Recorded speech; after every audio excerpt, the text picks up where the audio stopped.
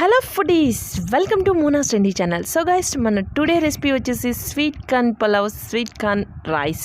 So ఎవరికైనా బాక్స్లో పిల్లలకి పొద్దున్నే క్యారేజ్ కట్టేయాలనుకుంటే పిల్లలకైనా పెద్దవాళ్ళకైనా ఈజీగా తక్కువ టైంలో ఈ రైస్ని అయితే చేసేసుకోవచ్చు. స్వీట్ కార్న్ ఉంటే చాలు దీంట్లోకి. Sweet corn rice and pulao.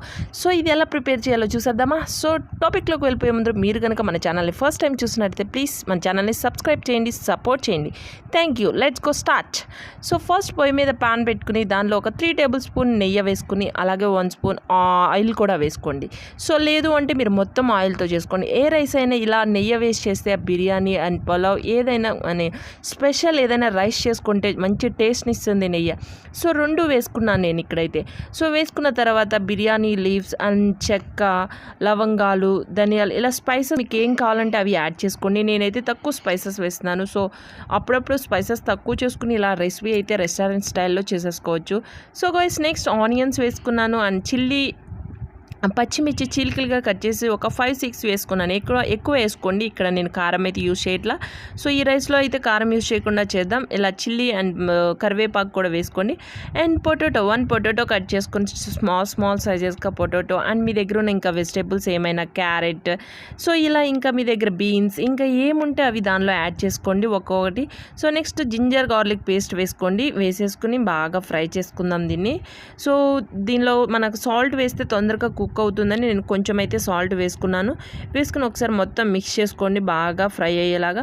ఒక 2 మినిట్స్ అలా ఫ్రై చేసుకోండి. నెక్స్ట్ టమోటా వేయాలి. టమోటా కొంచెం కుక్ అయిన తర్వాత టమోటా వేద్దాం. సో కొంచెం హాఫ్ బాయిల్ అయితే టమోటో వేస్తే తొందరగా కుక్ అవుతుందని టమోటో ఇప్పుడు వేస్తున్నాను.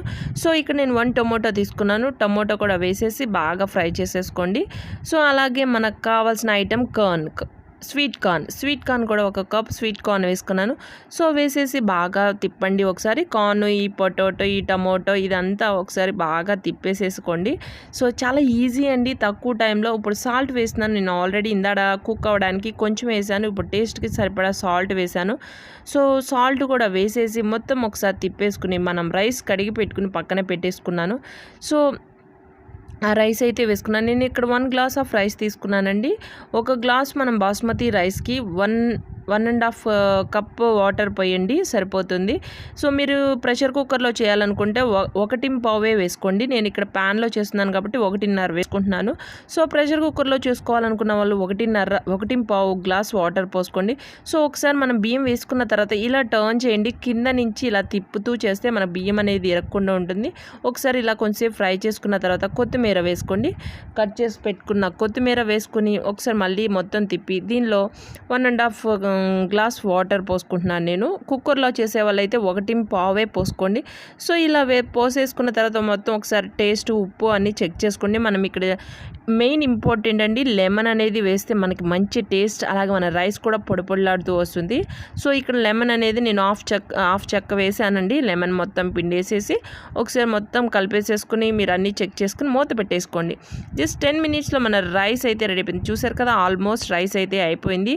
కొంచెం 5 మినిట్స్లో అయిపోతుంది. వాటర్ అంతా చెక్ చేస్తున్నాను, చూడండి వాటర్ అంతా అబ్జర్వ్ అయిపోయింది. కరెక్ట్గా పొడిలాడుతూ చాలా ఈజీగా మనం ఎప్పుడు కావాలంటే ఈ రైస్ని అయితే కంపల్సరీ వేడిగా తినండి. దాని టేస్ట్ అయితే బాగుంది.